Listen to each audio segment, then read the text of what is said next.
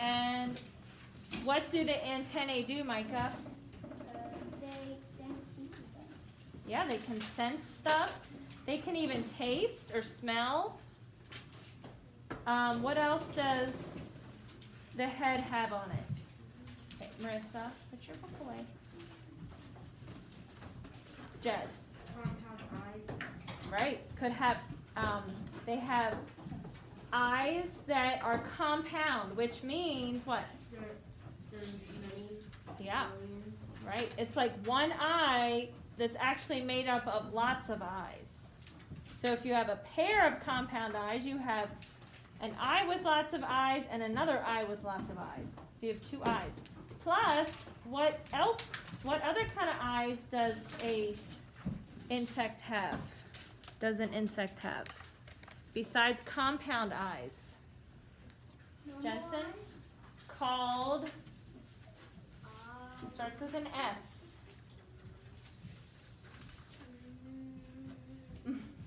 Autumn? Simple eyes.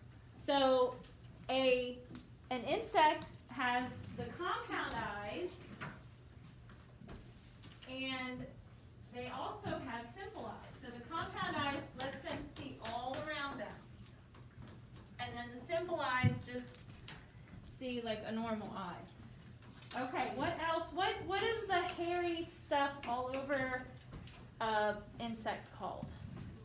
Okay, we should have all of our science things out. Lucy?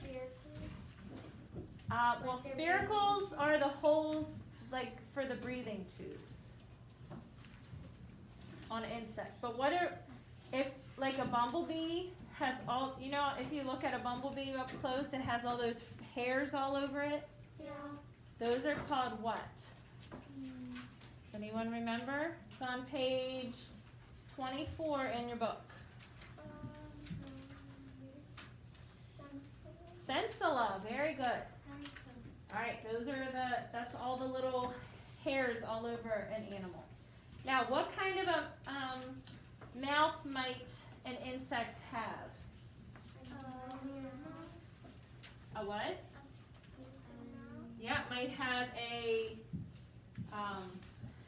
well, okay, you want to do piercing? So, usually if an insect has a piercing mouth, it also does what? And what's it doing? Like a mosquito, it pierces you and then it sucks. So it pierces and sucks. It's like a straw. So it's a piercing, sucking mouth. And then what's another kind of mouth an insect might have? Chewing mouth. A chewing mouth, so that would be like a grasshopper. Actually, grasshoppers are very dangerous to farmers because they chew the crops. So chewing is another one. What's another one? There's 4 of them. You can look in your book if you want.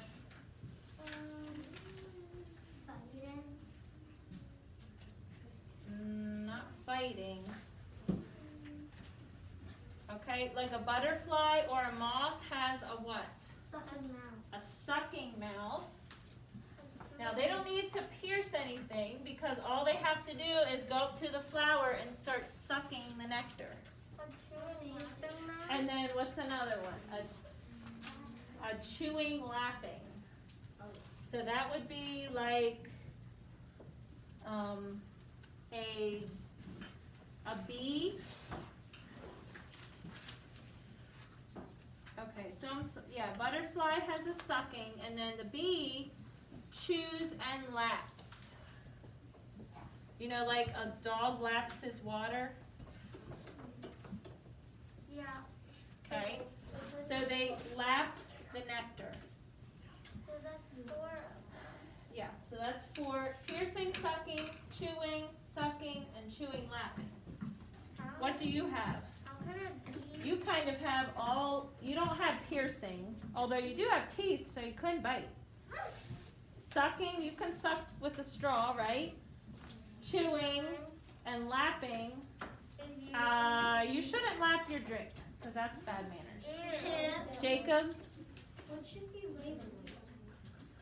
I mean, if you're writing it in your journal, which I guess would be a good idea, you don't have to. You could probably just put insect mouths. Do you have to? No, not if you're, no. I was just kind of reviewing, but it's good. The more you write, the more notes you take, the more you'll remember.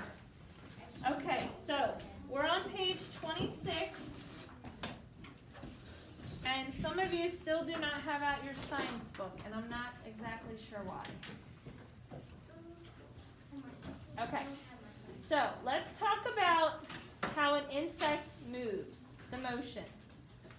Now, I know a lot of you have seen flying bugs and scattering bugs, so let's talk about how they can move. So follow along as I read on page 26. Okay, I need all of my students to be on page 26 in their science book. Okay. An insect's thorax is its engine room. The legs and wings are attached to this middle section of the insect's body. 6 jointed legs. All right, ready? Every adult insect has 6 legs attached to its thorax. The legs are joined like your elbow or wrist so they can bend. Creatures that have more than 6 legs, such as the spider or the centipede, are not classified as insects. Now, what would we say those probably were? Arachnids. Yeah, maybe like arachnids. Is a centipede? So here's my flashcard of the insect. So you've got his head, his thorax, and then his abdomen. So all of his legs come from his thorax. That's his engine. Think of that. They are all part of the thorax. Okay? That's what they say. So.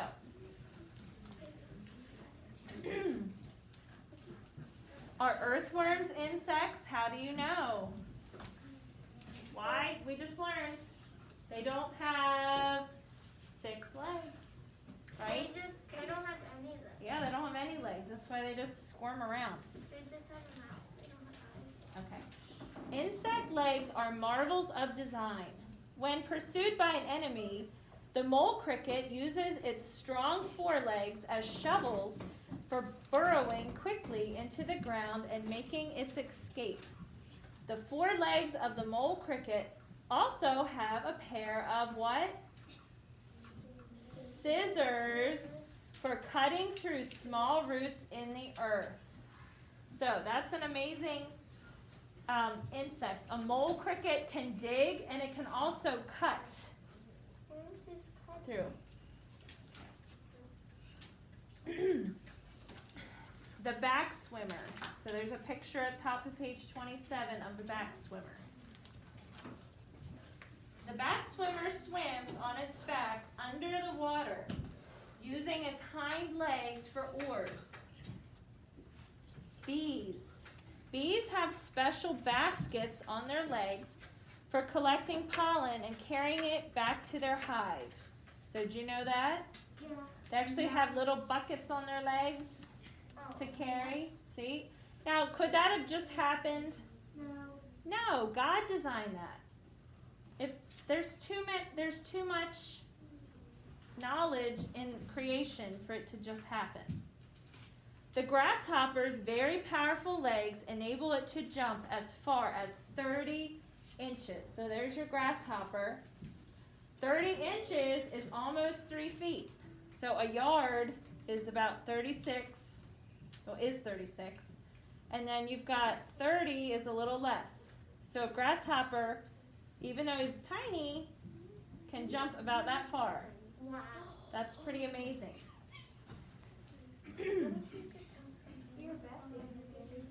The strong legs of a flea, which is picture number 4, allows this creature to jump 100 times its own height. So if a man was 6 feet tall and he jumped 100 times his height, how high would he jump? Higher than you. No. Give me a number. 1,000,000. If he was 6 feet tall and he jumped 100 times higher than his height, 600 feet. Whoa. He could jump 600 feet into the air. A flea? So that's like a flea. No wonder they can jump on your dog and all kinds of things. Now, the praying mantis, which holds its forelegs in what looks like a position of prayer, is actually holding them ready to grab insects to eat. God has given each insect the kind of legs it needs for the job it has to do. So, we've talked about its head, its eyes, its mouth, and its legs. And now let's talk about the wings. Besides 3 pairs of legs, most insects also have 1 or 2 pairs of wings attached to the thorax. So everything comes from the thorax, which is the engine, right? Yeah. Okay. Insect wings come in different shapes and sizes, but they are all made up of membrane supported by a network of ribs or veins. A membrane is a thin, soft layer of tissue. The vein pattern of insect wings differs from one species to another. You can see some of these patterns by looking at insect wings under a magnifying glass. The veins are used mainly for support. A set of muscles in the insect's thorax moves the thorax up and down, and the wings move with the thorax. Other muscles directly attached to the wings from the thorax control the direction of flight. Okay, so how do the wings hold up? What do the wings have in them? Veins. Yes, they have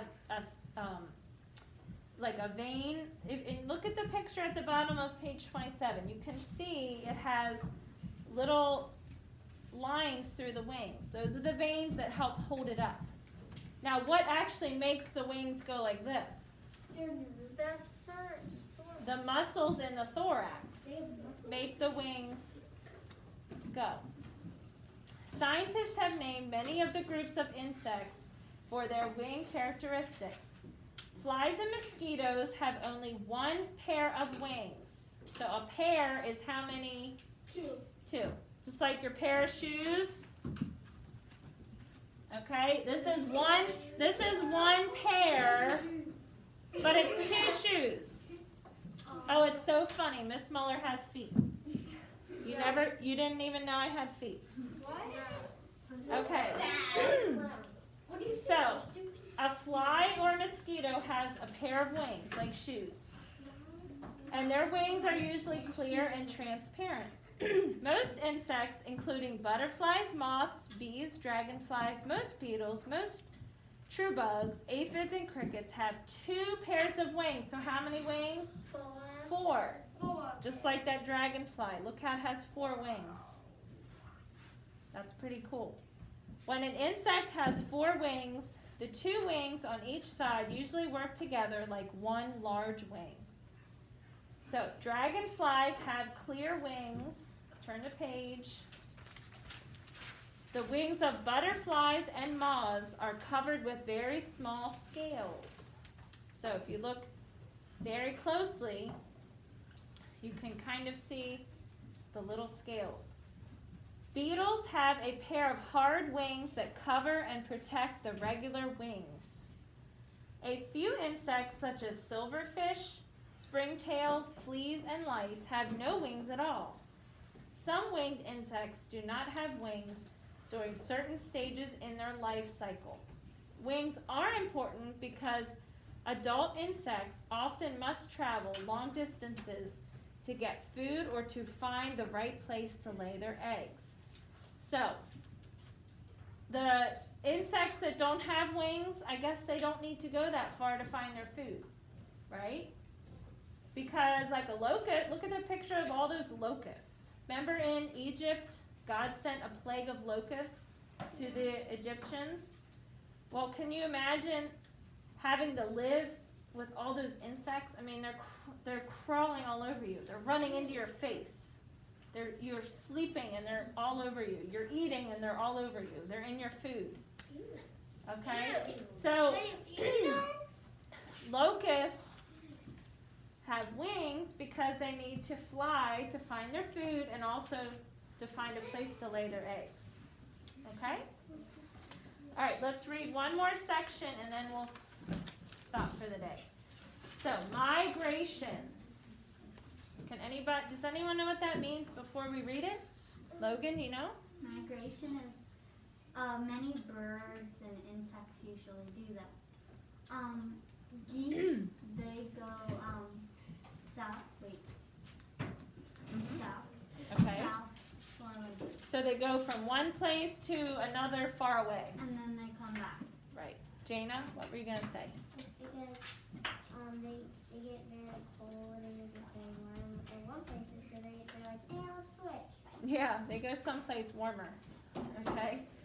So let's read about migration. Okay, eyeballs on your page. A few insects, such as butterflies and locusts, migrate or move from one part of the world to another. Ladybugs go on short migrations. Locusts, which are migrating grasshoppers, travel in large groups and eat all the green things they can find along the way. During the 1800s, many farmers in the United States had their crops destroyed by large bands of young migrating locusts. One swarm of the insects was reported to be 70 miles long, wow, and 23 miles wide. So, I'm not exactly sure how long it is from here to Baltimore. I should know. But it's probably about that, or not even quite that long. Actually, it's probably longer than that. So from here to Baltimore, can you imagine just a locust everywhere? And 23 miles wide. What? Imagine how many billions and billions of locusts were in that. They would have taken over the world. Okay, remember we raise our hand if we have a question. You can see how such a large band of insects could easily strip the land of every green plant. In Proverbs 30, verse 27, the Bible says, "The locusts have no king, yet they go forth, all of them by bands." This verse means that locusts know how to work together, even though they have no leader to direct them. God is pleased with us when we work together to accomplish goals which bring honor to Him. The Bible also tells us that God sometimes used locusts to punish people who were disobedient. He sent a plague of locusts upon the Egyptians when Pharaoh refused to let the Israelites go. Exodus 10, 12 to 15. God later sent locusts to destroy the crops in the land of Judah because the people were worshiping false gods. Joel 1:4. God sent the locusts to get the attention of the people. He wanted them to leave their idols and turn to Him. The monarch butterfly migrates all the way from Canada to Southern California, Florida, or Mexico to spend the winter and returns in the spring. She may travel over 1,800 miles each way. She has no map or compass, yet always finds her way. Her offspring do the same. God has given them an inner compass. Painted lady butterflies go on even longer migrations than the monarchs. Wow. So that is impressive. Okay, question, Logan. So I think the monarchs go to Mexico? Or They do. Yeah, it says they go to, okay, so Canada is up here. Alright, Canada's up above the United States. So monarchs might fly to California or Florida or Mexico, which is down here, okay, below Texas. So, and then the painted and lady butterflies go even further. So it's amazing how God created them. That's a fake bug. All right, so real quickly, let's answer the questions on comprehension check. Why is a spider not an insect? Jacob. It has legs. Right, because it has more than 6 legs. Question? There's also another reason. It has only 2 main body parts. Oh, really? Yeah, it only has a head and an abdomen. Really? Isn't it? Yeah. Doesn't have a thorax? Or is it No. either a thorax or an abdomen? But it doesn't. It's Okay. Like, it only has one. All right, sorry, I'm not a big spider expert. Maybe Oh, we'll yeah. learn about them. To which section of its body are an insect's wings attached? Thorax. Raise your hand, Micah. Thorax. Yes. Why are wings important to insects? Jed? So they can fly away from predators. Okay, so they can, that's true. Logan? Migrate. Okay. To find food. Yeah, to find their food and also to do what? Micah? To attract other birds. That's what the grasshopper is. Well, okay. Mason? To lay the eggs. To lay their eggs. They fly somewhere to lay their eggs. And then name 2 insects which migrate. Lucy? Okay, butterflies. Micah? Jed? Grasshoppers. Okay, or we would say locusts. And then Logan? The ladybugs migrate, just not as far. But they still do migrate. Okay?